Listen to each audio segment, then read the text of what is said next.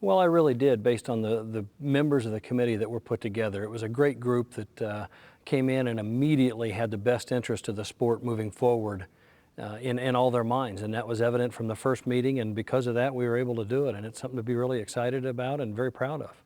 Well, clearly safety is always number one. It's paramount in every decision we make. It's priority one. Safety is first. We wanted to be very competitive on the diverse schedule of tracks that we run on. That's an incredible challenge. It's very unique to the IZOD IndyCar series. We're the only series in the world that runs on temporary street circuits, permanent road courses, short ovals, super speedways, flat tracks, high bank tracks. We have a ton of diversity in the schedule, and the ability to race well on that type of circuit, no matter where you're at, was also very important to us.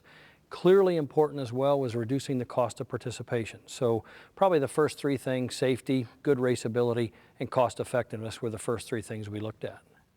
Well, really anybody, and that's the beauty of the whole thing. I mean, we faced a tremendous challenge. There was no clear mandate on where to go with the series as a whole, but there was a couple of important aspects of it. Our participants needed to reduce the cost of participation, and the fans clearly wanted to see competition.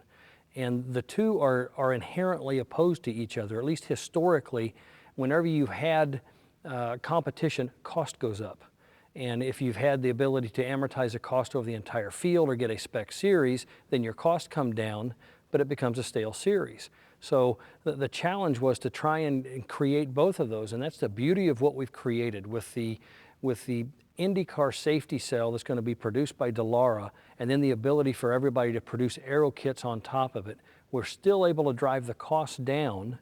We're going to limit the number of kits a team can own, and it's going to drive the cost of the cars down, yet it's also going to create a lot of competition, because you're going to get open looks from anybody. It can be manufacturers, it can be the teams themselves.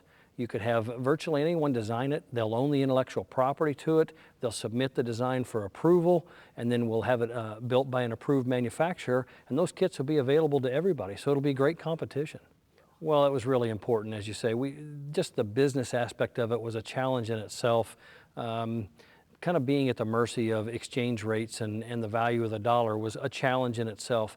But then more so on the historical side, you know, the Speedway was built as a technological proving ground for the automobile, and to be able to bring that now back to the backyard or right across the street from the main entrance of the Speedway is a pretty cool thing too.